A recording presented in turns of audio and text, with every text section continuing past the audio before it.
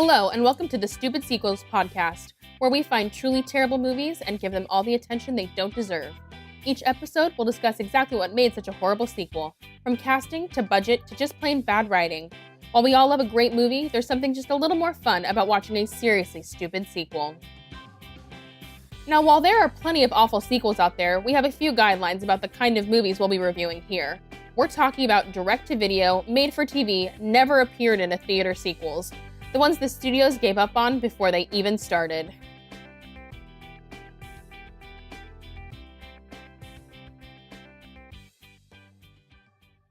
This week, my guests are Joe Rosenblum and Lars Housholder of the First Podcast, and we will be discussing the Star Wars Holiday Special, the sequel to Star Wars A New Hope. Hello, guys. Hey. Thank you for allowing us to be on your podcast. Well, I had a lot of fun being on your episode of the First Podcast doing Troll 2, the worst not sequel I've covered in podcast form. Yeah, we have another one coming up soon for you with a movie called Shark Exorcist, which, Shark Exorcist trips over itself and quickly spirals into one of the most apathetic, embarrassing, unfunny, inept, and shoddy attempts at filmmaking. Shark Exorcist is I don't actually know. This isn't a film. This is a mashup of different scenes that have very little to do with one another. Shark Exorcist. Shark Exorcist. Yes. I've never wanted to regurgitate more than watching this film. which makes Troll 2 look like a really good movie, but we'll get to that. We'll get to that once we do that episode with you in the future. Yes, and also hilariously, have you seen how the new adorable Troll movies have worked so hard to make sure the sequel is not named Troll 2? Well, it's Trolls 2, right, with an S. But it's not even Trolls 2. It's like Trolls, the worldwide tour experience. The word 2 is nowhere in their title. Oh, or they're just trying to avoid the stigma. They don't want people to accidentally Google Troll 2 thinking that's it. Yeah. Exactly. All right, so we are covering one of the most notorious, I would say, well-known sequels in that, there are no legal copies of it that exist in the world. Yeah, I think if it was... If you have seen this, you have seen a bootleg. Yeah, I think it was aired once, and then they tried really hard to forget about it, and it didn't work too well. Because it's just on the first episode of the First Podcast, we discussed something called the Streisand effect, where it's if people try to bury something, and George Lucas really wanted to bury this, people just get curious about what they're missing. And exactly. I think that applies here. I think morbid curiosity drives a lot of fans to check this out, even though they know what they're in for. They know it's going to be shit. They know, oh, sorry, I don't know if we can cuss on this show. Oh, go ahead. Oh, okay. They know it's going to be a piece of shit. It kept 33% on Rotten Tomatoes, which is surprising. But, 1 out of 3 people liked it, I guess. Yeah. Yeah, and the original got, New Hope got 93% on Rotten Tomatoes. So you're that's only a 60% difference, which feels not disparate enough the audience, between only the quality of the two movies. I would not. It's a little bit less. Oh, by the way, let's, speaking of 33% and 19% and, just the difference between the qualities here, what would you guys actually give the movie? Out of, let's say out of 100. About as much effort as they put into it? Yeah. That sounds fair. I would give it a 5 out of 100. And we can talk about why, I guess, as it goes. So just running through the nuts and bolts of the movies, the original came out in 1977 with a budget of $11 million, and it made $775 million at box office. The sequel came out in 1978, so less than a year later, and had a budget of $1 million, which is just insane. You can't do anything for $1 million, especially in the sci-fi universe. Especially in Southern California. Yeah. Well, I don't know if it was filmed in Southern California, Joe. I don't know if that applies here. I'm just talking about the real estate prices. Studio in Burbank. It was? Yep. Ah. So they got most of the returning cast. They got, Harrison Ford as Han Solo, Peter Mayhew as Chewbacca, Mark Hamill as Luke, Carrie Fisher as Leia, Anthony Daniels as C-3PO, James Earl Jones as Darth Vader. This is actually the first time he was credited as the voice of Vader. In the first movie, it was just the guy who is inside the suit, not the actual voice. So this was the first time James Earl Jones actually got credit for being Vader. And there's a weird thing where it says like an R2-D2 as R2-D2, which people thought was like a really mean burn on, Kenny Baker, who is inside the metal suit, but he just straight up was like, I'm not coming.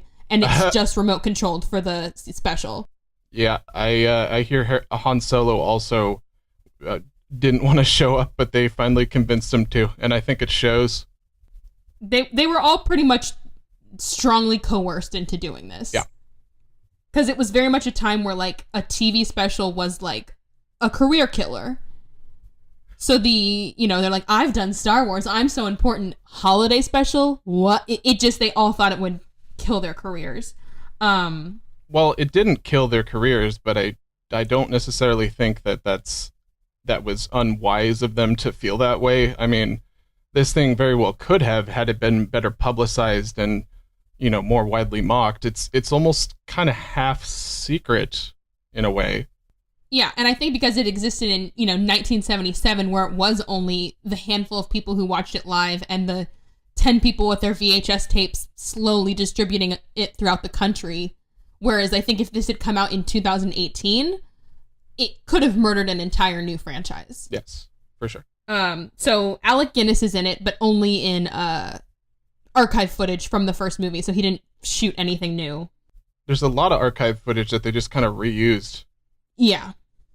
And then it's just the oddest assortment of cast members who are only in the holiday special, which is like B. Arthur, Art Carney, Diana Carroll, Jefferson Starship, Harvey Norman. It's just the weirdest, like, yes, kids who like space movies, they'll enjoy B. Arthur. As a lonely cantina owner, it's such bizarre casting. Yeah, there's a lot of weird, random characters that you'll never hear from again, and don't really belong there, and don't really do anything of consequence, and are mostly just television actors in universe. In the intro for the movie, when they're introducing all these characters at the beginning, it's like, now this character, now the son, now the grandpa, now the wife Wookiee. Now Lumpy, the son. Who the hell are all these people? And why is there a movie about them? Like, literally, like, as they were, like, showing all of their faces, I was just like, come on, knock on our door. Like, it just felt like every, like, 70s, like, sitcom intro. Like, it was like, this is so not Star Wars. It's offensive to Star Wars, to be honest. Like, I'm not, like, a huge dork about that kind of stuff, but if this was considered canon, it would be just dreadful for the series. And it's kind of an argument within the, fan community of whether it is or is not canon within the universe. Because George Lucas said it wasn't, but now with the extended universe being altered with the new trilogy coming out, it is canon because they mention Life Day in the new novelization. So it lives in this weird limbo between being canon and non-canon. The good news is I don't think there's anything in this hunk of piece of shit that actually matters canon-wise. Like, it doesn't change much. I mean, except maybe that Chewbacca has a family and isn't a loner like Han Solo, but it doesn't really change much except to inform his character. Yeah. So obviously the original, it's directed and written by George Lucas. The music is by John Williams. It's beautiful. It's amazing. It's transcendent. We all are better people for having experienced it. Mm. This movie was apparently sponsored by General Motors. People building transportation to serve people. Oh yeah, Joe, we wanted to talk about that for a second, which is that depending on which version of this you track down, you might get the one that has just the movie. I say that with great hesitation, or you might get the one that actually has the commercials from that era left in it. The ones with the commercials are just perfect. I did not watch that one, and I kind of wish I did, but it's kind of interesting. I kind of feel like me and Joe will have different experiences to talk about. I think Joe said that he enjoyed the commercials much more than the movie. Well, I was almost tempted to, because I was watching the movie last night and it was kind of late, so I was kind of tempted to fast forward through the commercials, but I didn't want to because that was the only good part. I mean, I think in some ways it informs the special because, obviously the original movie is made in the 70s and there are 70s things that slip into it, but it's supposed to be in the future. And when you watch like the 70s commercials and the 70s sitcom and lead into the special, you're like, oh, this is not a long, long time ago, but somehow also in the future. This is the 70s. Yeah, it's a time piece. So I feel like it kind of fits it all together a little bit more. So I think maybe Joe may have had a better time than I did. I've seen this before, many, many years ago. And boy, it was you forget a lot of how bad it is. Like you think maybe, oh, this was just kind of like a budget TV production, and then you actually watch it for 5 minutes, and then the Wookiees start screaming, and they kind of never stop.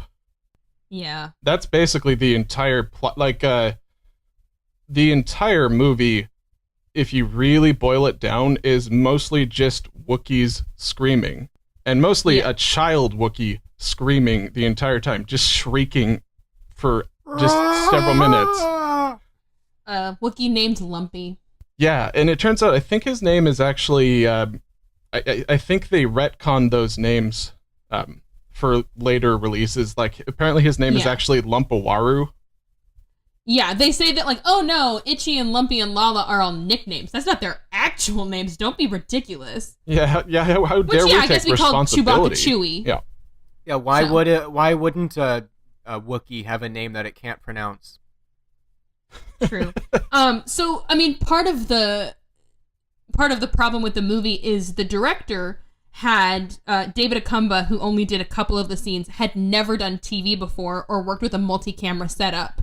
Like he was used to, you do it one time from a perfect angle, and then you do it again from a perfect angle, and then you do it again. Like the idea of him of you shoot one scene from 4 different cameras to get all the things you need, he had never done before.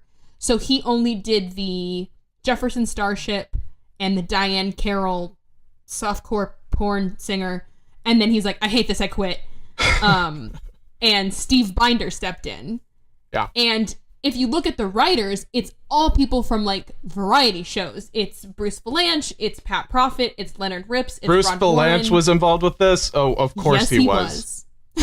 I suspect that makes so much sense. We're going to have a lot to say about the softcore VR porn thing. Oh, yeah. I suspect that's going to be like the chestnut of the episode. It's going to be a beautiful, beautiful pearl at the center of this oyster. Oh, I liked it. Well, I said it's a pearl. Everything I like about this movie, by the way, though, is I like it, but then I realize, like, oh, but it doesn't belong here at all. It belongs in a much better production. By the way, the audience has no idea what we're talking about. We should actually talk about the plot. Well, just a couple more things. Okay. Just fun stuff leading into it. It is the 40th anniversary of it coming out. It came out in November. So a couple days ago was the anniversary. Good for it. I know, I'm so proud. And I love, like, even the things online are like, the Star Wars Holiday Special, which you can find nowhere. Definitely don't go to YouTube and type it in and find it everywhere. Is it on? Anyway. Yeah, oh yeah, it's on YouTube. It's just the commercial-less one. And so it, like I said, it was only ever released through bootlegs. There's no release of it anywhere. You cannot pay money for it if you tried. And pretty much George Lucas's only involvement with the special was he went, what if we had like a Christmas special about Wookiees? Yeah. And he handed the director kind of the handbook on like, this is how Wookiees live. And then he peaced out. In a 1970s inspired modern apartment? Yeah. With strangely futuristic looking monitors. Like, I'm pretty sure there's like a 24-inch Asus in that apartment, and it's the one I have. Yeah. And I mean, even like they were like, obviously you can take all of the costumes and props, but they didn't teach them how to use them correctly. So half of the props are being held upside down. Any of the aliens in the cantina have to have oxygen fed into those latex masks, which they didn't know. So they just had actors passing out left and right. Yeah. Like, so even the things that they did have going for them, which was, these amazing original costumes, weren't used correctly. Like, apparently Carrie Fisher walked on set and they were like, oh, here's your Leia costume. And she's like, well, where's my belt? Because this outfit comes with a belt. And they're like, no, it doesn't. She's like, I think I know. It comes with a belt. And she had to, like, go home and find a belt that kind of matched and put it on. That's weird. It was doomed from the start. And the way that they got Carrie Fisher to do the DVD commentary for the special editions, they threatened she her. told George Lucas she would only do it if she got a copy of the holiday special. And that's how she got her copy. And she said she would put it on when she was hosting parties at her house and people wouldn't leave. People would leave? Yeah, that's how she'd empty the house. Oh my It's God, a good way to hilarious. do it. I love Carrie Fisher. That's funny. Rest in peace, Carrie. Did you guys notice they were eating like human chocolate chip cookies in the Wookiee scene in the kitchen? I did. Like made out of humans, or that they were made for humans? No, made for like how us humans eat chocolate chip cookies. Like if you didn't know any better, you would think this was a treehouse for humans because it has human appliances, chocolate chip cookies. Well, weren't those the Wookiee Yookies? I don't know. Wasn't that They like were their chocolate chip actual cookies. name? I don't know. No idea. It was out of place. No, it's true. No, yeah, they're actually called Wookiee Yookies. They're native to Just Kashyyyk. zero effort put in at any turn. Why not call them Cookie Wookiees? Well, yeah, because all names suck for this. There's no way to name them. Like they couldn't just do something better. Why not call them Chocolate Wocklets? Why not just call them cookies and leave it at that? Like you don't have to have a cutesy name. Well, or why not call them? Because isn't it Wookiees eating them? Like, wouldn't it have a Wookiee name? Like No, that because they that could would pronounce? require How do any Wookiees kind pronounce of this forethought stuff, or by the way? intelligence. How does Chewbacca pronounce Chewbacca? Chewbacca. I mean, probably not. And what I find hysterical, there were subtitles written for all of the Wookiee dialogue. No. Oh. CBS was just like, nah, we're good. That might have helped us just like a tiny bit. There were fully lines and dialogue written, but because we only have it in bootleg form, we will never know what they were. Kind of makes sense because in the intro scene, it's Luke talking to. I assume that's Luke. Talking to Chewbacca, and they're seemingly just conversing for like a few minutes, and there's no way to know what Chewbacca's saying other than context clues from what Luke is saying.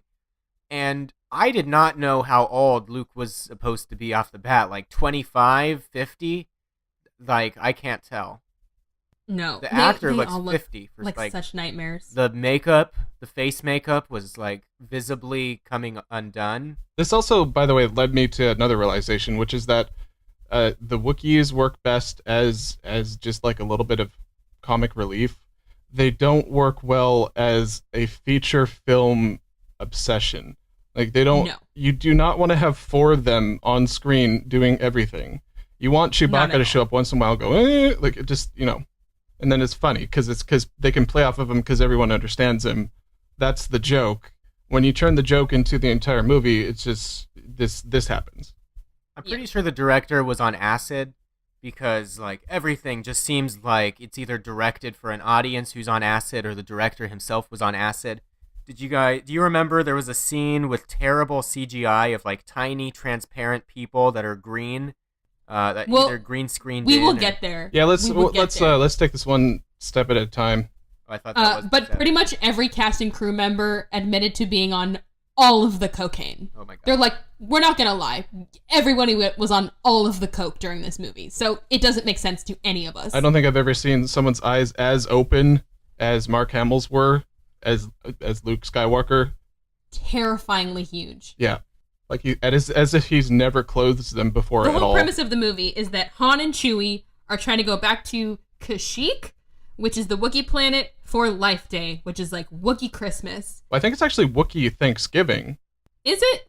Yeah, I think that's because this was timed for Thanksgiving. I think the idea was they wanted to make something associated with Thanksgiving because everything was associated with Christmas.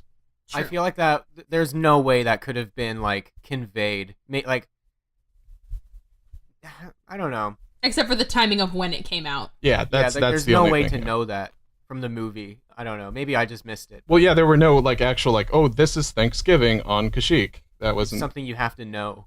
Yeah. So the opening shots, you think like, oh, this may not be bad. Like it's got a TV budget, but it's the Millennium Falcon and Han and Chewie are getting shot at. They're like, oh, we're getting in trouble again. Like you're like, okay, it's TV budget, but it's all right. And then the first 30 seconds of the special end, and that hope goes away. Literally the first 20 minutes, nothing happens. No. By the way, most of that footage was reused from A New Hope. Absolutely. Like the actual exciting parts, not the parts where Harrison Ford is completely phoning it in for the one or two times he needs to actually mention, Life Day and stuff and make it relevant. Yeah. So we pan in on the Wookiee treehouse painting, which somehow works in the movies, but not at all on TV, of having the painted backgrounds. Yeah. And it's just Wookiee dialogue for 4 minutes straight. Just Wookiee growls for... Yeah, it's so painful. We're not exaggerating. Listen to it.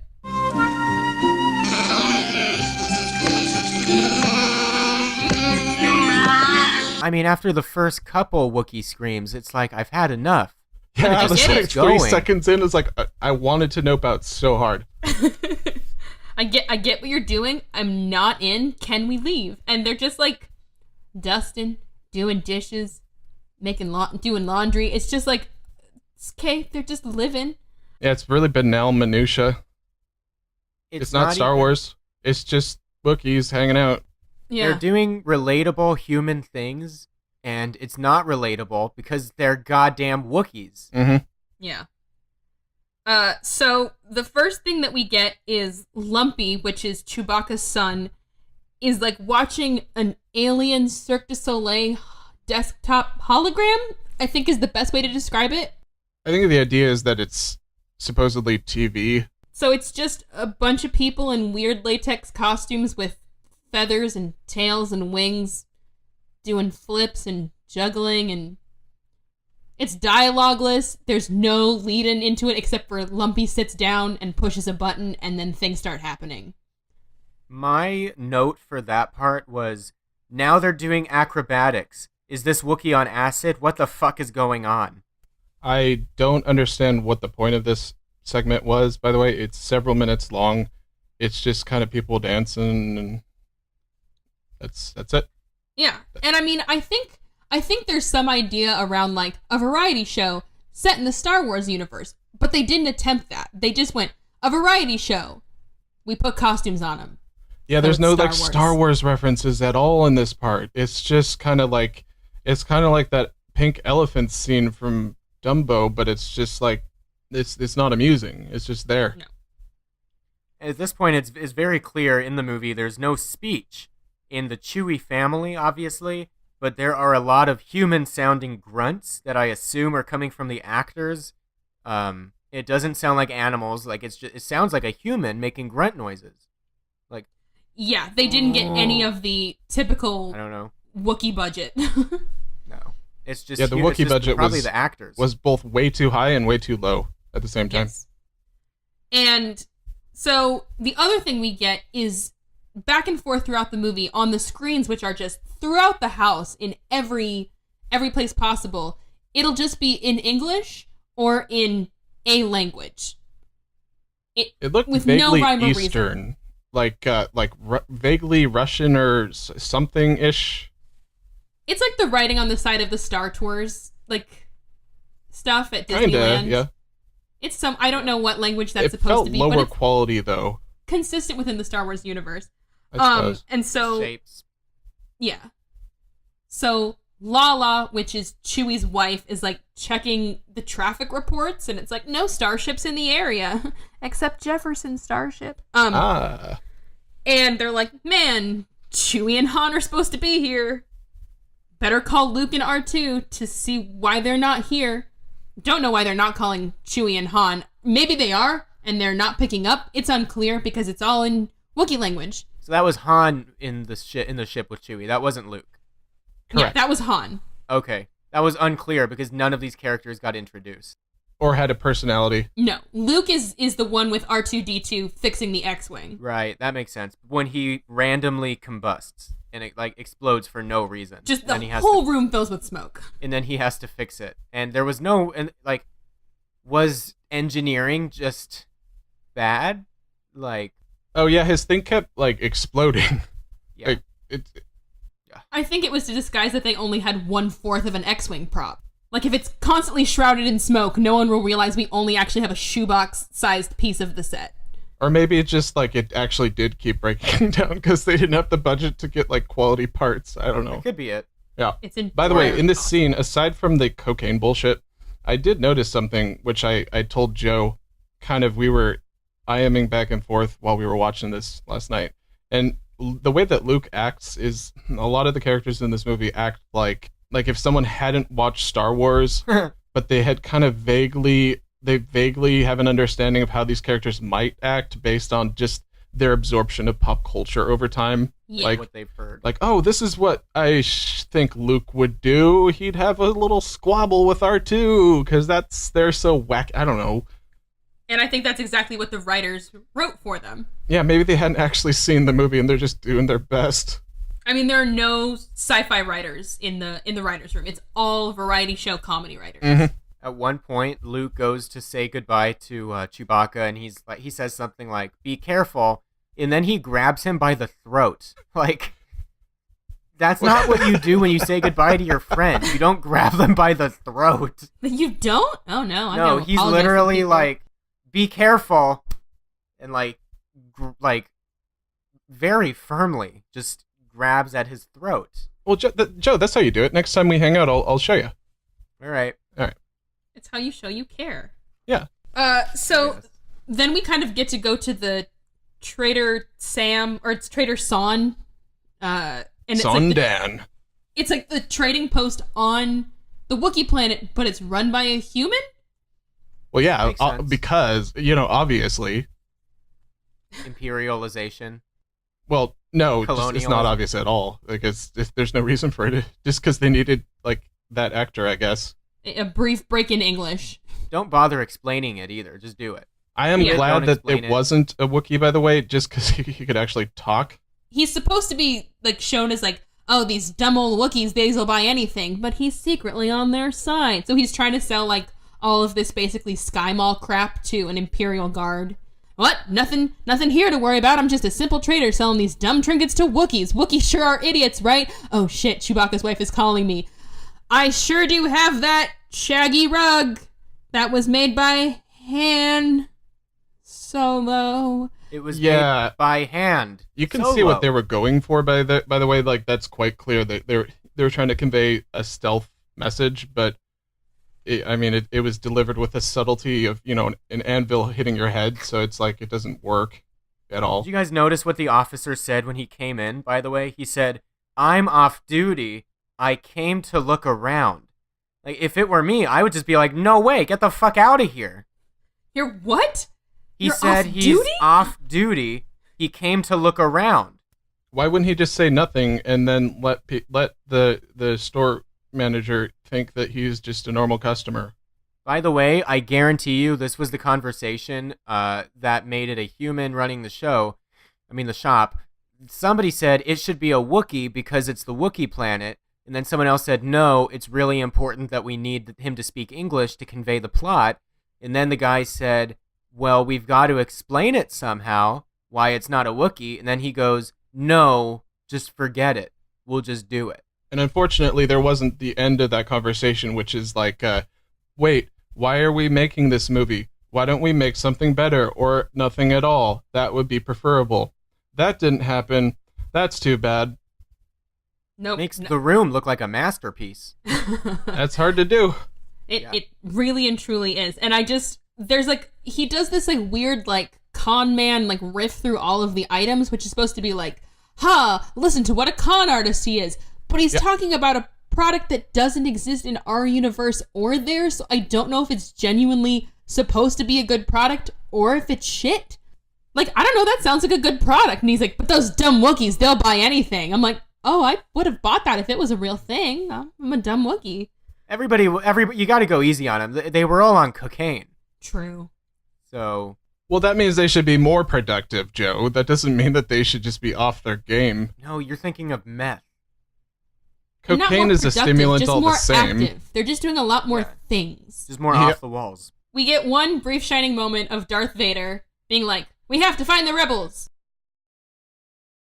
That's all I have to say. That was archive footage as well, right? Nope. He came in and recorded that. Respect. Just for that. I'll get that. Like, that's 1 point right there. And that's Darth Vader's one and only scene. Actually, I think I do remember seeing Darth Vader. Yeah, he was in there. I think it was right at this point, based on my notes, that there was another ad for General Motors, and why not? And then the guy, the GM commercial, he talks for like one full minute like a full minute, like long enough for you to say like I forgot what the movie was even up to at this point. Like I don't know where we're at anymore because it was interrupted for so long. And then it ends and you're like, okay, the movie's back, but it's not, and there's like more commercials. Joe, I'm actually kind of curious, by the way. Like, was there ever a point where you weren't sure whether it was an ad or whether it was just some like random in-universe TV? Yes. At this point, as soon as that first commercial ended, I was like, oh, they're back to the movie. And then I was like, wait, no, it's another commercial. I thought it was the movie. And then it keeps doing that. You're continuously not sure if this is another ad or the movie. Like sometimes it's easier to figure out than other times, but sometimes it's an ad for like a kid playing with a toy. So you're like, oh, it's like another scene with Scrappy Doo or whatever. It's like those SNL commercials where you're like, is this real? Oh, no, there's Kristen Wiig. It's a joke. Okay, like, but without the joke, like without the humor at all. So just their house is so 70s. It looks like the Bradys live there. It's all wood paneling, shag carpeting. The only things that make it at all Star Wars is Lumpy's room because he has like Star Wars-esque toys. Like he has like not a rocking horse, it's a rocking bantha. And he doesn't have like a toy plane. He has a toy X-Wing. Like it's only Lumpy's room. Lumpy's room is the best at conveying that this exists in a different world. Yeah, for a movie that takes place not only in the future, but a completely different universe, it's very specifically 1970s Earth. Yeah, it's not in the future though, remember? It's a long time ago, but in a different galaxy where technology is much further ahead. Yes. And also, I think it's worth noting that one of the commercials in the movie is for Star Wars toys. It's for like action figures. Like that was a real commercial. Yeah, that was a commercial that must have existed for Star Wars. Not this movie, Star Wars. Not like, oh, buy our action figures from the holiday special. Just like the first Star Wars, and they were just shamelessly plugging it in this movie's commercials, which seemed very odd. They pretty much admit the reason they made this holiday special is because they're like, we're trying to keep a 1970s attention span, which is fueled by cocaine. We should drop in a holiday special before the next movie comes out so they don't forget us. And they should have just let there be a 2-year gap between movies. Yeah, they would have been better off. Yeah, but hindsight is 2020. It's at this point the Star Wars universe was not really established, so to be fair, you kind of have to take a look at it from that perspective where, they've had one movie that turned out to be a wild success and they want a future for it, but they're just, they're just high on cocaine. Yes. And they were coked out of their gourds. Yep. So the next variety show in universe thing we get is a cooking show, which is still Art Carney. It's the guy who played Trader San, but in blackface for no particular reason. What kind of creepy ass looking guy. Blackface, yeah. It's just it's just black, brown skin, giant red lips, giant hair. And it's a cooking show. It's offensive, but in space. And she's cooking with 2 arms, and then a third arm emerges, and then a fourth arm emerges, and Chewbacca's wife is trying to follow, and she gets too confused, and she's like, I hate this is dumb. Which I'm like, that's about how I feel about this movie. Oh, also, can I say something about why this scene is particularly bullshit? Okay, so the entire, it's all garbage, obviously, just on the surface, but also, you think if this was some holiday special that was supposed to entertain a family, that the recipe would at least be something that you could use. But it's just all exotic ingredients that we have no reference for in the real world. She's just saying well, now you put in some bantha butt, and then you get a little gherkin root or whatever. I don't know. It's completely useless to the audience. It doesn't mean anything to you at all. What's the point? Well, when the wife Wookiee turns off the modern-looking TV in frustration, it just made me think, don't worry, it's fine. This whole world was obviously meant for humans, from the cooking show to the 2018-looking monitors. Well, in the humans 70s. with 4 arms, though. Yeah. Apparently. Well, it was not. This is not a world for Wookiees. Why did they need to whip and Nene at the same time? You had to do a ton of different things just to keep the dish. It was a soup, right? Yeah, it was bantha stew. I can't imagine that with like a complicated stirring method is necessary. No, not at all. And like the fact that the wife tuned in and was like, "Oh damn it, I don't have enough arms for this recipe." I'm like, isn't this what happens every time you watch this show though? Yeah, because she knows to tune into it, so she's probably used to the struggle. But she just can't take it right now. She's too worried about her husband. She's done. This cooking show on the Wookiee planet is obviously meant for Wookiees, unless it's from like some like interdimensional TV thing and it's not specifically meant for Wookiees. I don't know, but wouldn't you think it would be Wookiee cooking then? For the Wookiees to follow along? Not this 3 or 4 armed monster. Yeah, they could have called it cooking with Wookiees. Yeah. Yeah, or Wooking, or cookie wooking. But no. It's amazing, and we should have a Star Wars podcast that's about cooking called Wooking with Cookie. Cooking with Wookiees. Not like to prepare the Wookiee for consumption. Well, maybe for the holiday special. Yeah. Maybe we'll prepare like a nice based Wookiee for like just Soylent Brown. Yeah. Soylent. You have to pick out the fur, which is abundant. Okay. Soylent Brown is. Oh God. Everyone, do their best Wookiee noise. Just do it now. Listeners, all of you, just do it. It's inside you. Let it out. I can't do it too well. Wow, Lars, that was really good. That was amazing. You sound like Peter Mayhew. Can you do it again, Lars? Yeah. Oh my God, Lars, that was impeccable. Top drawer indeed.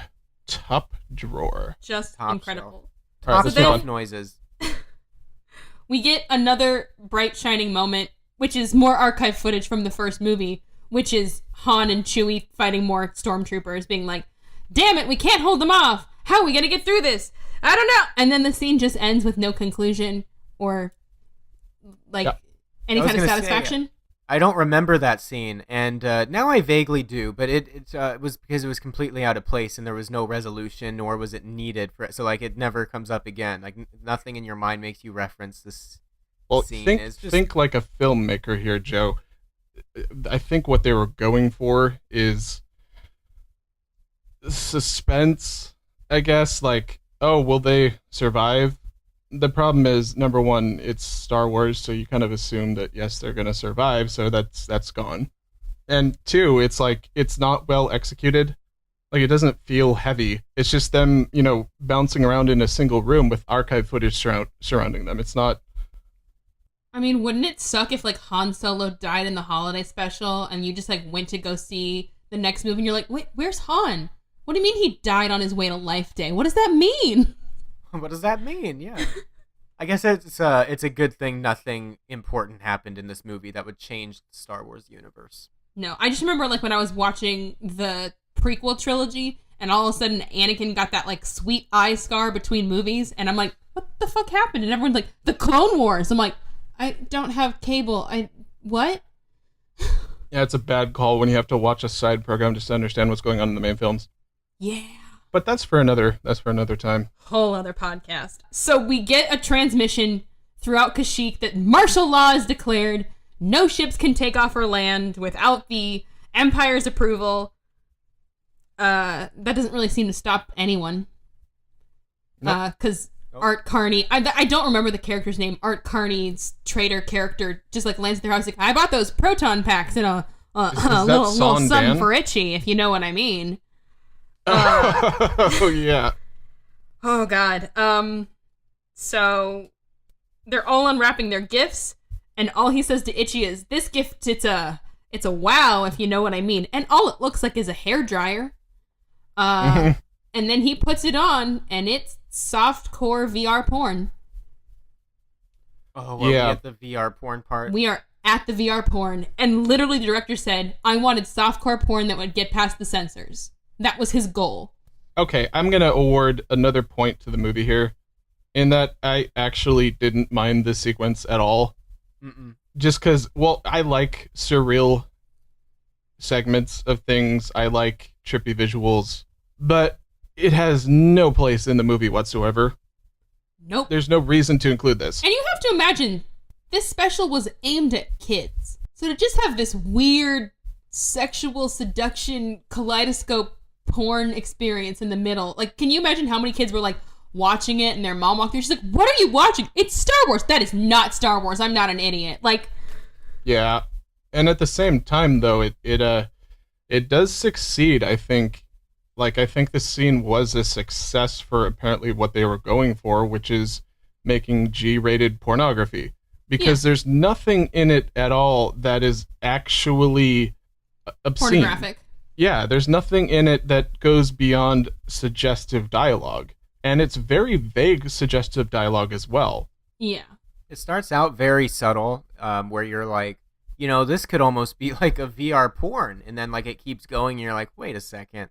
Did she just say like sensual fantasy? And like it keeps going and like... It's by the way, it's clear. She keeps saying like what was his name? Itchy. Itchy. Yeah, Itchy. he keeps rewinding to this one section where she says, "To be honest, I find you adorable." What she's clearly meant to say there is, attractive or sexy or something, but they can't say that. So it's weird because the way that he reacts to the word adorable is as if she said something titillating. Yeah. They do cut back and forth to like Itchy in the VR helmet, just like shuddering and shaking in reaction to the thing she's saying. Oh yeah, and then doing like a thing where he's like a cow chewing the cud with his mouth. He's like over and over. Yeah. It was very Lars, strange to watch. You pointed out yesterday that she's a human in a Wookiees VR thing. Like, does this Wookiee have a thing for like interspecies? Yeah, does this imply that either Wookiees or Itchy in particular are interested in humans sexually, or is she supposed to be like cosplaying very lightly as a Wookiee, or is this supposed to be what the most attractive Wookiees actually look like, or none of this is explained at all? But it's not for my theories. it's not for him. It's for the audience, obviously. Yeah. It is? I think so. It did not. It wasn't for me. But sex I mean, sells... she says a couple times like, "I'm your ultimate fantasy. I'm everything you've ever imagined." Like, so supposedly, like, you put on this helmet and it like spits out your dream girl. I don't know. Maybe he's into light-skinned black girls. His ultimate fantasy is G-rated porn. Yeah. Yes. I guess. Who is Itchy by the? Is he like Chewie's dad? Yes. Okay. The song was great. Who was that? I'm gonna say that again. That was Alexa just texted me. But the song was great. Silence your phone, Joe. My phone is now silenced. Be a professional. All right. I'm sorry for not being a professional. Goddamn piece of shit. But the song part was really enjoyable. Yeah, I like that. I like that whole sequence just by itself. I didn't. In context of the movie, it's weird and pointless and ridiculous, but I didn't mind it like on its own. Like, I actually sat there and remixed it for like 30 minutes in a premiere after I watched the movie again, because I just found that segment fascinating. It just doesn't belong at all. No. No, it does not belong.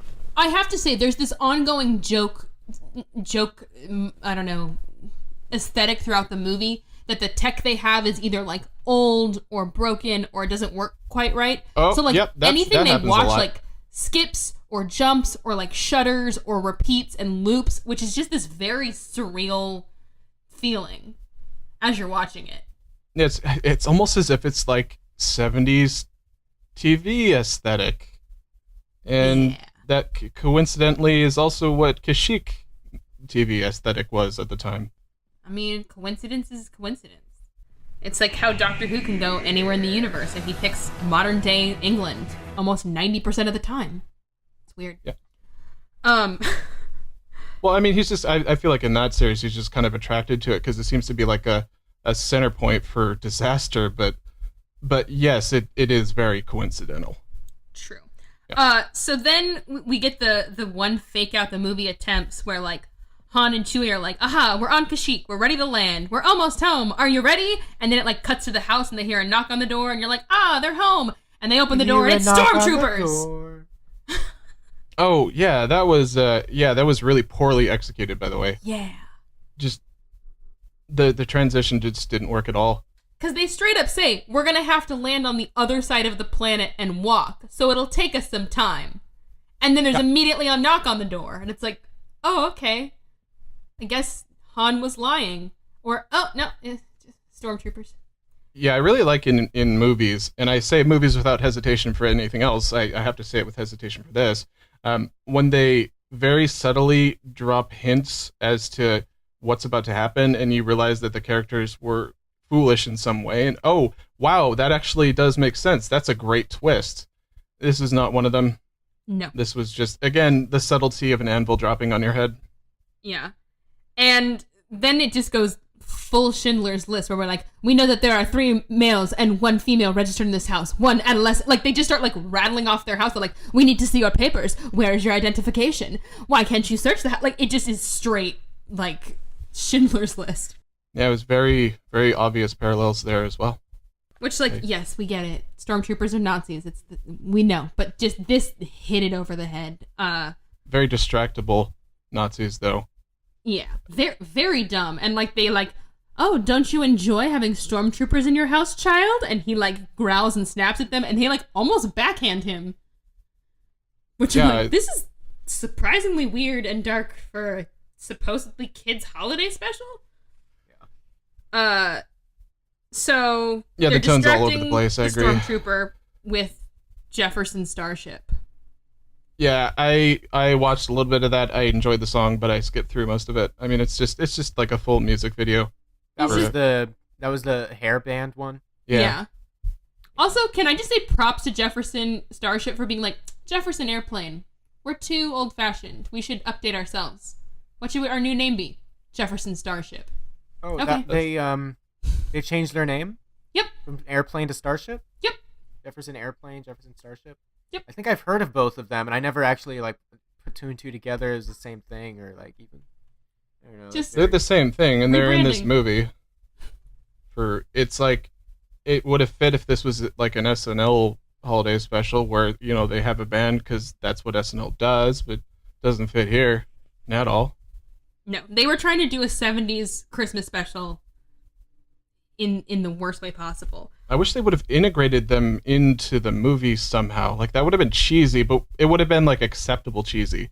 True. Like to have, it's like how the Harlem Globetrotters show up in Scooby-Doo. That is exactly what I was about to say. Damn, yeah, that's like, yeah, like that's an idea. That's an example of something. It's like, it's kind of corny, but it's, you know, everyone's like, oh, that's fun. This isn't fun. We've accepted that level of corny. Yeah. But there's no attempt to do that. It's not like, here's B. Arthur. It's like, no, I'm a lonely cantina owner. We have come to the Boba Fett cartoon. Oh. This is the introduction of Boba Fett to the series. Yeah. People think he was introduced elsewhere. This is his birth. Well, not his birth, but the character's birth. Yeah. The least intimidating he is until we get to the prequels. He's very friendly. He's very just like, haha, I have fooled you. I'm like, did you, or did you just talk? I don't. Huh? Yeah. By the way, weird part of that comic or cartoon, I noticed that I don't think Joe noticed, is that they're on the dinosaur planet. What was the name of it? Like Pantha, I think it was. Oh, Panna. And there's this dinosaur that's about to eat their ship, and the dinosaur takes a bite out of the ship, which was weird. That was like, I can't imagine a dinosaur would eat a ship. No. It just seemed like very strange. It's weird because it's very much like Saturday morning cartoon, but Lumpy is watching it like, oh my god, here's where my dad is. This is why he hasn't come home yet. Like, yeah, he's watching it as a cartoon on a screen, but reacting to it as if it's like breaking news.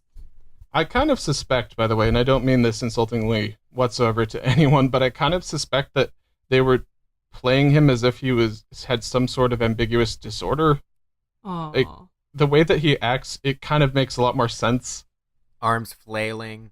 Yeah, like maybe he's that one kid in class where there's something a little bit different. I feel like I was a lot more sympathetic towards him once I realized that.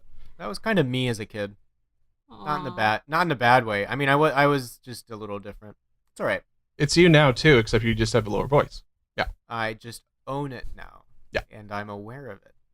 Well, kind of. There's Anyway. a little Lumpy in all of us. That should be the name of the sequel to this. They would do that. There's a little Lumpy in my left breast. Oh my god. Okay, that got dark. We're twisted. Oh, jeez. So basically, the conceit of this cartoon skit is Han and Chewie are flying through an asteroid belt. They almost hit a rebel ship. They don't seem to be in control of the ship. Han is being hung from the ceiling by his feet. Chewie is shooting but missing on purpose. They crash land. Boba Fett rescues Han and R2 on his dinosaur, and he's like, I can take you to the Millennium Falcon. Darth Vader, they've fallen into my trap. What trap? You fully let them go. Yep. And there's some kind of virus on the ship that only affects humans, and you can cure by hanging a person upside down. It doesn't affect Boba Fett. I gave a point to that, by the way, just because even on the most basic level, it was kind of like a kind of a curious moment that was resolved a little bit later. Like, oh, why is he hung upside down? I thought it was some weird why. call ahead to the next movie where Luke's hung upside down. Yeah, but it's not. No, these are some of my very sparse points that I've given the movie, maybe like 5 or 6 out of 100 points possible for a review, and I would give it a point here just because this is an example, and the rest of the movie struggles with this, of structure and plot. It gets a point because just for a second, it's an actual movie where there's something interesting happening and it's resolved later where you understand what's happening. The irony here, though, is that it fails to do that the rest of the time, so it's unsatisfying because you're like, oh, there could be some sort of enjoyable structure to this movie. They've just chosen not to give it one. And I almost wonder if they just done the whole holiday special animated and they didn't waste any money on props or sets and they just poured it all into animation and voice acting. We could have had a halfway decent holiday special. You know what? I thought the same thing at first, but then, like, if you look how they animate some of the characters, these are not good animators. Like, if you look at how Han's face just, like, flops around every time he talks and stuff, They don't really know what they're doing. But the plot and the writing feels closer to a Star Wars movie than anything else in the special. Well, yeah, because this is a scene from Star Wars. Yeah. Like just in theory, like out in the universe, something's happening. This is the only part of the movie that actually has anything to do with the series. Yeah, this was not made by Lucasfilms. It was made by like an outside Canadian studio in 4 weeks. Like, it just was thrown at them. They're like, draw a cartoon about Han Solo. We don't know. Just figure it out. They should have just stopped when they saw that the studio was Canadian. Just hey, that was warning enough. Be nice to Canadians. I refuse. We have this inside joke that we don't like our Canadian listeners. I don't remember how it started. Canada sucks. It's mostly Lars's thing. It's mostly Joe's thing. He's just saying that. I think it's mostly Lars's thing. I have nothing against the Canadians, to be honest. Lars, what do you have against the Canadians? Where to begin? Let's talk about that on another episode. Canadians, The Stupid Sequels podcast welcomes you. So, the one thing that the special does do is it unintentionally makes Luke and Leia look like twins because they are both drawn with no features and big eyes. Mm-hmm. So, they knew they were twins before we did. Haha. Yeah, although I think that was an accident of the bad animation. Absolutely. Yeah. So cut back to the real world. They're just trashing Lumpy's room.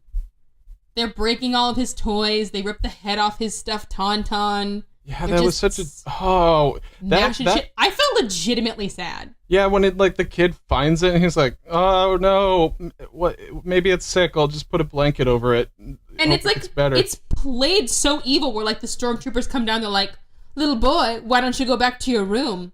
That should keep him busy." And they just like wait for his scream of anguish, and then when they hear it, they're like, "Ha ha ha!" I'm like, "Oh, by the way, the character who says that should keep him busy." He then proceeds to look at Mala as if it's like, oh, kids. Like, he smiles. He looks at Lala like they're conspirators in this torturing the child plan. It was really strange. Like, I think it's like they forgot who was allied to who in that scene completely. And they've been smashing and searching for probably the last 20 minutes of the movie, and only at this point do they say, we found no evidence of ties to the rebel forces. I'm like, oh, is that why they're smashing their house? Wasn't explained. I just thought they were racist towards Wookiees. Oh yeah, the whole thing is because they're searching the Empire is searching the entire galaxy for rebels. Yes. Which is, by the way, that's like the Santa Claus problem at that point, because like how could they possibly have the logistics to do that? They're the Empire. But it's the entire galaxy. I mean, they do know Han Solo's best friend is a Wookiee. So going to the Wookiee planet does feel like a good move. I guess, but it's implied that they go kind of everywhere and they're just searching aimlessly. Like, I don't know. And they say, we registered that there are 4 Wookiees living here. They don't say, we know Chewbacca lives here. So they have partial registration of the Wookiee planet. Have you guys noticed that in, what's his name, Scrippy Scrap's room?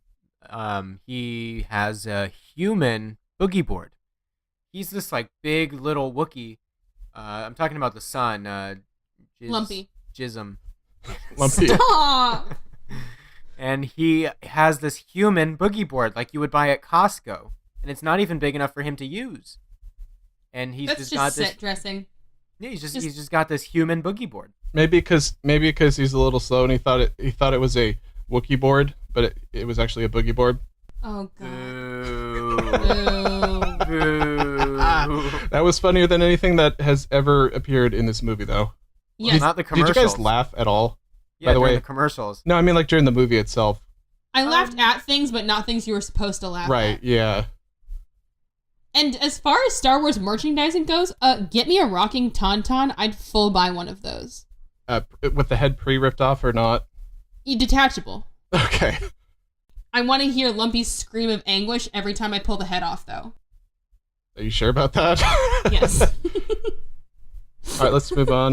We're spiraling out of control like the we're just spiraling. director on Cocaine. Spiraling out of control like the director on Cocaine when he makes this movie.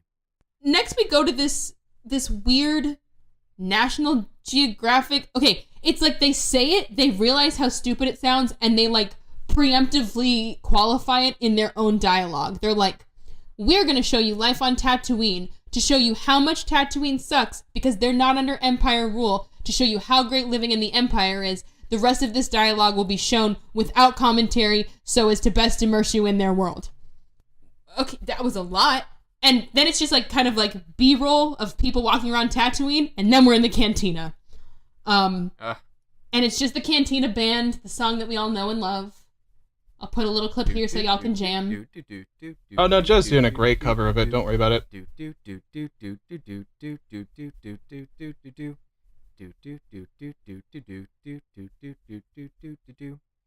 Beautiful. He's gonna keep going until you tell him to stop. What Okay. the audience doesn't know is Joe did that for a full 15 minutes. We just cut it down. So we meet B. Arthur, who is playing... I don't remember her name. Achmena or something? Oh, the bartender? Yeah. Akmyrna. Oh, this scene was crazy. Oh, yeah, this scene was weird, man. Like, just... And so she's filling up people's drinks, and then a third... No, it's not Art Carney. It's the other guy, Harvey Korman. And she's she's saying to people, like innocent things that you would say, like, thanks, come again, I'll see you next time, stuff like that. Like, ordinary things. Yeah, and he's, like, got a flower for her, and he's like, the last time I was here, I heard those 6 magical words, and I knew that you loved me, too. And you said, come back soon, I'll be waiting. And you're the one. And then someone leaves, and she's like, come back soon, I'll be waiting. And he just looks, like, utterly crushed and, like, lays down on the bar to weep. And you can tell he's an alien, because he's got a hole in the top of his head. And when he drinks a drink, he pours it in the top of his head, because that's so funny. That was gross. That was different. No, that was gross, though, too. It was... Like, really and truly gross. It wasn't necessary at all, either. Like, if they just made him without that weird head thing, it would have been fine, I guess. Well, not fine, but it wouldn't have been as bad. True. It was unnecessarily bad additions to the... And this is the scene where, like, every actor was passing out left and right because they didn't wear the costumes right. Which is why there's so many, like, very tight shots of just B. Arthur and then very quick panning shots of the whole room and then back tight on B. Arthur. But basically this announcement goes out. They're like, there's a curfew on Tatooine. Everybody's got to go home or we'll, like, shoot you in the face. And B. Arthur's like, well, you heard him. You need to leave. Please leave. Did you guys not hear the stormtroopers? It's martial law. Please leave. Okay, everyone can have one more drink and then you can leave. And they all have one more drink and she sings a sad, sad song. And then she bills it to the Empire. Yeah. Well, this was confusing. You mentioned, like, several times that there are a ton of wardrobe errors. Did they not have any pickup shots for this at all? Nope. Like, why wouldn't they? Because that would require any kind of effort or care being put into this project. I guess, man. Like, I feel like if I was on the staff for this, I guess I approach everything in life where I'm like, well, if I'm going to do this, I might as well make the best of it and try to come up with something good. And that's I guess the Lars approach. But that's the thing. They couldn't put any of these actors in costume for longer than 15 minutes. There was no time to do it because people would just pass out. So she finally sings this whole song to them. And then it's like they didn't write the last verse because she sings the entire last verse, but it's just da da da da da da da da da da da da da. Yeah, I was like, the lyrics are really good. Just da da da da da. They're like, we'll fill this in later. Shit, it reminds me of that today? scene in Troll 2 where they're just like going la la la la la la la and clapping. Yep. You remember? We should all do our clapping again. Let's do. Ready? In sync. Clapping. La la la la la la la. If you don't understand that, go watch the episode where Chelsea recorded with us on our show, the first podcast. We'll put a link. It's horrendous and it's amazing, and you should all listen. You can get all of our episodes at Linktree. It's linktr.ee/T1podcast. We won't go into a whole spiel because this is not our show. Go ahead. No. We'll get into it later. So the toy or the present that Lumpy got from the trader was an international transistor translator. And it comes with like an instructional video, but like the android who made the instructional video is malfunctioning. Yeah. And it's this like weird, like I Love Lucy level of physical humor where like it's trying to point to things, but it like its finger falls asleep and it has to like lift up its own finger, or like its mouth will fall sideways and it has to like bring it back. Really quick, I just wanted to read this one note that I had about the last scene where she's singing to everybody. I prefer the VR porn lady. Yeah. I don't know. I thought that was a better song. Anyway, getting back to the actual structure of this episode, no thanks to Joe, I have a very specific problem with this scene. And to be honest, it's not that I mind the aesthetic itself of having an android that's kind of malfunctioning every once in a while. That does make sense as it seems appropriate to the time period of filmmaking. Mm-hmm. That's fine, I guess. But where it doesn't work in this movie, well, again, I use movie very liberally. It's an instructional video. So you kind of, like, I feel like someone who was watching this would wonder, is this correct information at all? Like, it doesn't seem to be competently helping me do this. I feel like it'd be a very frustrating video to watch. And the lead into the instructional video is, just so you know, the blah blah blah brand of androids are faulty and are not made by our company. So do not think that the quality of this android is indicative of our transistor. They should have got the VR porn lady to do it instead. Would have been much better. It's like they answered the questions that we had that were completely unimportant. Mm-hmm.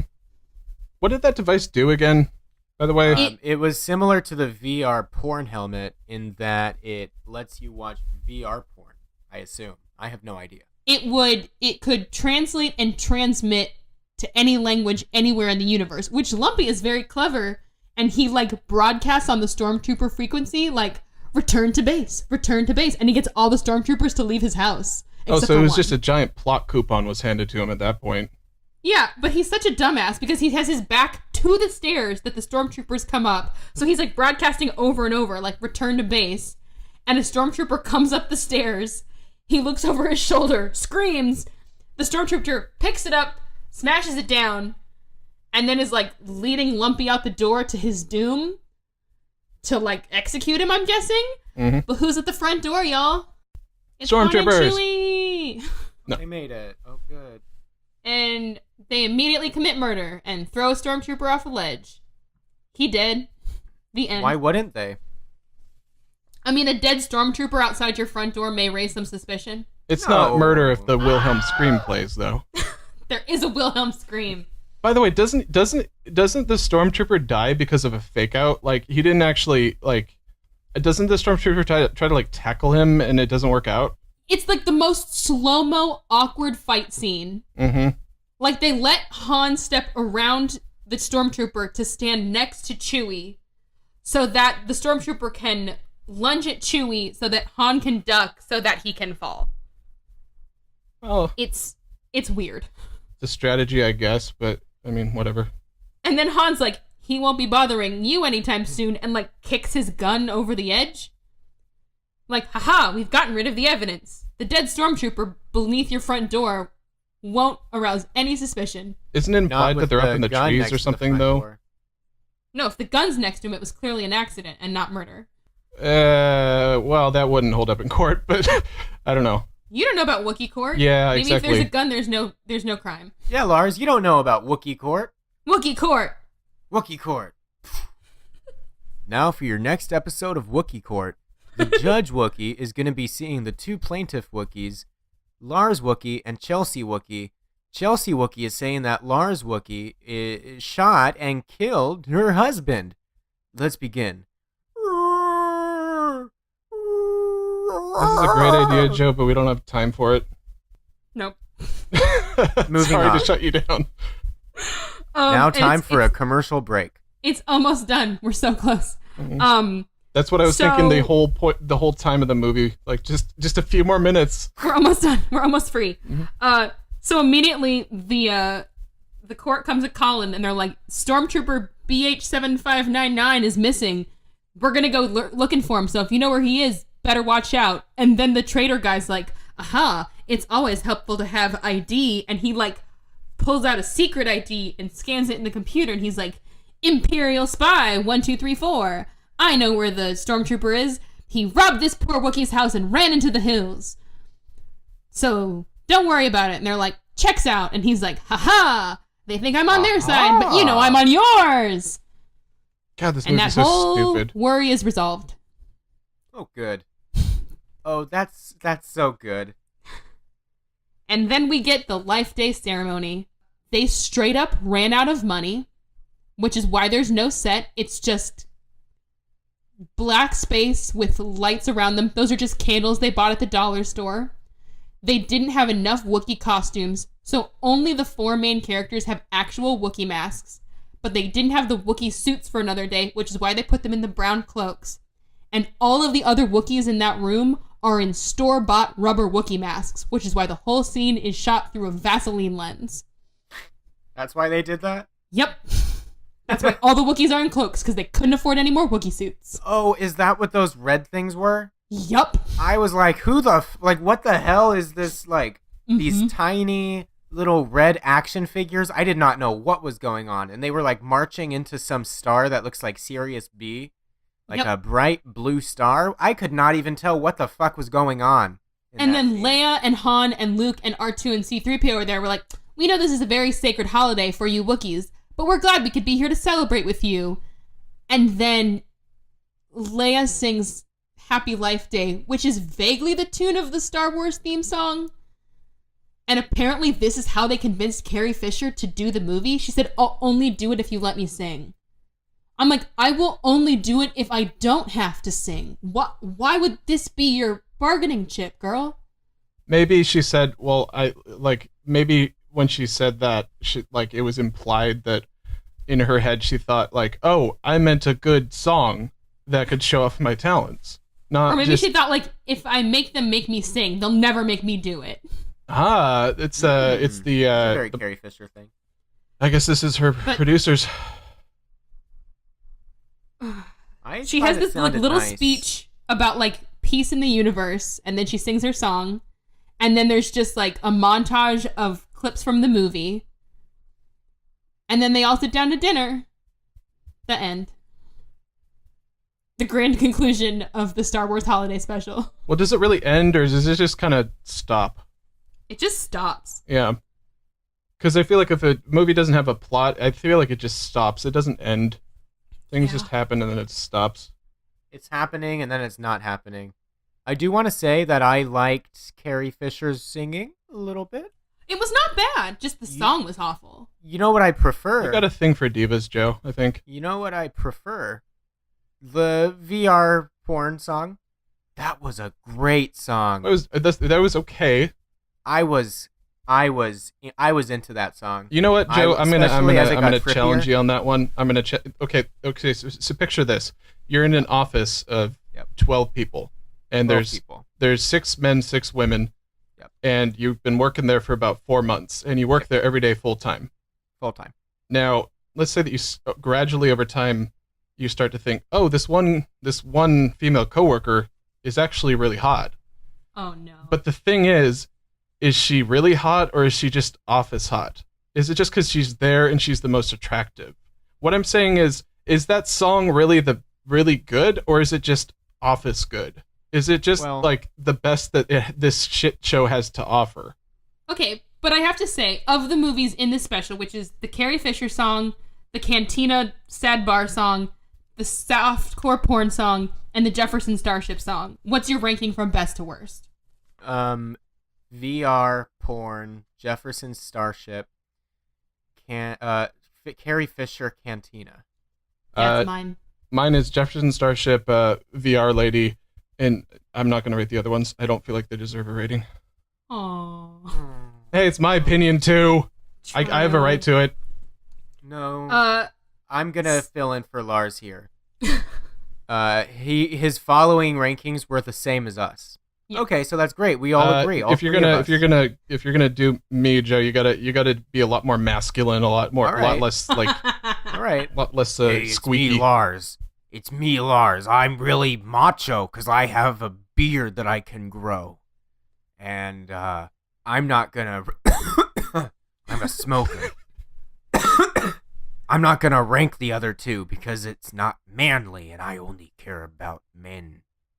So, I feel like this is a great lead-in. Thank you for just ignoring that, by the way, Chelsea. That did not deserve No, I feel like this is a great taste of the first podcast, which is how I know you guys. Mm-hmm. Tune in for more. It's good because there's me, but then there's also Joe, so it kind of evens out. So it's more like there's Joe. Let Chelsea but we can't have continue, too much dude. Joe, so we have to have Lars. Joe, shut up. Just let Chelsea continue. All right. I mean, I think this is feel like kind of a perfect indication, but just tell the stupid secret. I'm gonna say that again. This is kind of a perfect indication of what you're in for. But why don't you tell my listeners a little bit about the first podcast? Joe, do you want to, or should I? You can go ahead. Okay. I'll just interrupt if I want to say something. Okay, so I'm gonna go ahead and do us a favor here. 1, 2, 3. Okay, Joe's muted on the Discord server right now, so I'm gonna go ahead and give the just a bit of a summary. Chelsea actually did an episode with us on the first podcast where we reviewed Troll 2. It was similarly bad, but in very different ways. Both of these movies really sucked, and so we had her on because she does stupid sequels, and Troll 2 is not technically a sequel to the original Troll. It's a Goblin movie with Troll added to it for marketing purposes, I guess. It's just awful. Anyway, we had her on. Our show is called The First Podcast. We are a talk show that interviews a variety of different subjects, from pop stars to state senators to stupid sequels podcast hosts such as Chelsea herself. We actually just sat down last night to do an interview with the creator of Elder Scrolls, Vijay Lakshman. Yep, the actual creator of Elder Scrolls. I'm going to let Joe back in now because I kind of said what I needed to say. He also did Spyro. Yeah. As well as he was at the head of the team for Spyro, Shut up, no, Crash he didn't. Bandicoot, yeah. Skullgirls, a number of 90s games as well. He actually What was that other one besides Spyro? Skullgirls, Crash Bandicoot. Crash Bandicoot. Yeah, a couple others. I'm playing the Reignited trilogy right now. Oh, well, in some way, you have him to thank. Like, he played a big part of that. Thank you. He did Lord of the Rings Online. Yeah, he was just the guy for that. He did it. Basically, what you're saying is I'm the most interesting guest that's ever been on your podcast. Yeah, sure, I'll let you. It's your podcast. I'll let you get away with that. Top 20. Top 20 for there's sure. less than 20 episodes, aren't there? Well, there's less than 20 guests, so that's kind of maybe an insult, Joe. We don't like to rank our guests, but I would say that out of all of the episodes we've done regarding stupid sequels, you are the best that we've Chelsea, ever I would had say on. of all of the guests that we've had on our show, you were one of them. Yeah. That's incredible. Well, all of my episodes with 2 guests, this is the best one. Thank you. How many have you had like that? So, 6 or 7? So, this would be 1. Oh. She was If you trying want to to move donate on, to Joe. our Patreon, it's Oh, Patreon. dude, we can't plug our Patreon right now, dude. I know, that's why I did. Come on. That's why I did it as a joke. Actually, you know what, dude? Chelsea, do you have a Patreon? I do. I do have a Patreon. There are all sorts of levels. There's the thank you for being here level. There's the level that gets you access to our bonus episodes where we cover things that don't quite fit in with our normal rules, where we cover sequels of musicals or TV adaptations of your favorite movies. And one of the levels includes unedited versions of our episode. And I have to say, this episode, based on what we've recorded, we're going to edit so much out, you're going to want to pay for the unedited version. Mm-hmm. But check it out. You can also make requests there for movies you really want to see. So if there's a movie that you're dying for me to do and I just haven't done it, there's a way to make it happen. And it's money. And also, I love you guys. By the way, this episode will probably have a little bit of first podcast flavor because I'm going to be taking over editing duties for it just this one time. The editing style on our show is a bit different than Chelsea's. Chelsea does use clips interspersed with the actual episode, so that's something you'll be used to. We're a little bit more zany with it, but I'm going to try to keep it on point for her show. It's going to be fun because usually it's me or Francis, so we're going to throw a little more flavor on it. Who the hell is Francis? Yeah, who the hell is Francis?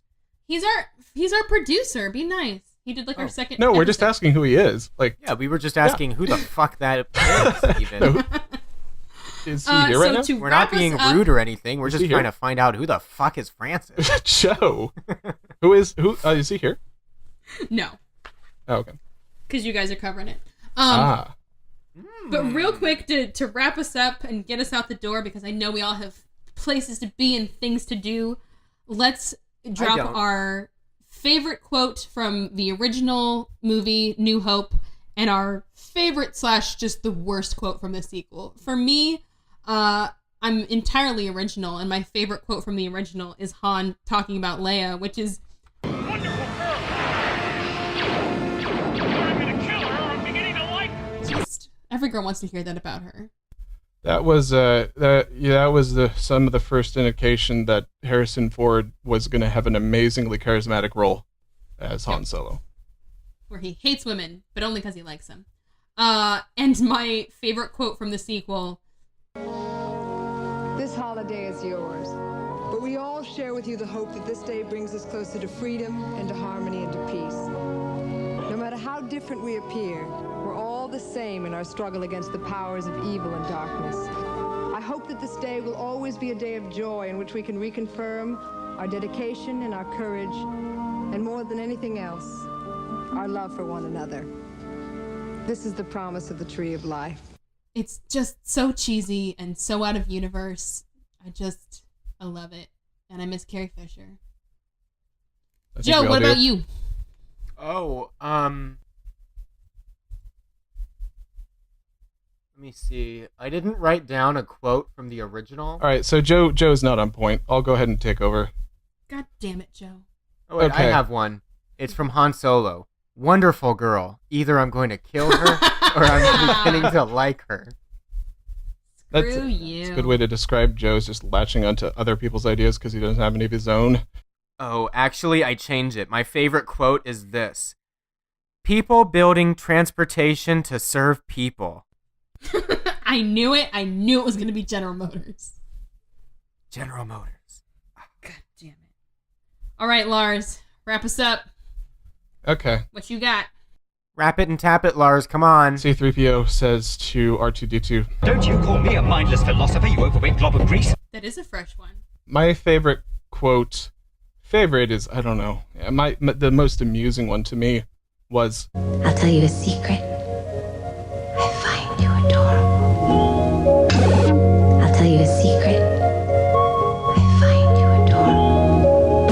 I find you adorable. I find you adorable." This is said by the VR porn lady, and so much VR porn. Itchy proceeds to rewind this sequence like 5 times because apparently it's the horniest thing he's ever heard. And I think that kind of sums up the entire movie, where you have a Wookiee watching G-rated VR porn and rewinding it over and over again and smacking his lips like a cow. I'm going to watch this movie on repeat. Well, one of the scenes. We know what Joe's going to do tonight. You know there's slutty fan fiction of that VR porn somewhere in the universe. Oh, thank God. I just have to find it. So where can people find the first podcast on social media? Okay, so if you we're guys... not on social media. Shut up, Joe. If you want to find us on social media, all of our links, including both our social media and links to our show on all the major audio platforms, as well as our Patreon, which is, by the way, patreon.com/T1podcast. It's on our link tree, which, Chelsea, if you don't have, I highly recommend getting at some point. It's really useful. Link tree, that's linktr.ee/T1podcast if you want to check out our show. I'll also have Chelsea include a link to the episode that we recorded with her for our show, which was... if you check out the description of this episode, I'll put their link tree and also a link to the episode I did with their podcast. It's called Straight Outta Nilbog, and it's a funny one. We're also going to be recording an episode with Chelsea once again. She's going to be a repeat guest, in which we're going to review a movie called Shark Exorcist, which I can easily say without a shred of hesitation whatsoever that it is the absolute worst movie I have ever seen. Just by I have to far. rewatch this movie because we had already watched it once because we were going to talk about it. And the next day came and somebody mentioned it, and I had not even recalled that we had watched it the day before. So it left so little of an impression. I didn't even remember. Let's not talk about why, because I want to talk about that on the episode. But yeah, it is the worst movie I have ever seen. Forward to it. Yeah. So thanks so much for joining us for our holiday, Christmas, Kwanzaa, Hanukkah, winter solstice special. Shamalama ding Anything dong. else you celebrate? Happy Hanukkah. We look forward to seeing you in the new year. Joe, Lars, thank you so much for watching this horrible, horrible movie with me. Thank you for joining us and for letting us. I object to calling it a movie, but yes, yes. All right, that wraps up the episode of the Stupid Sequels podcast. So, see you around, guys. Latest on the Menjay.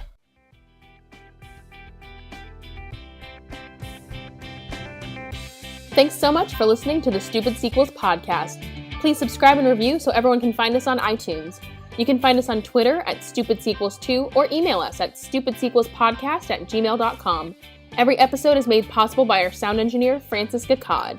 Our logo was designed by Nicole Wiseman at Wise Shots, and you can find me online at Callie Blair on Twitter and pretty much everywhere else. And remember, even though these movies are stupid, deep down, we really love them.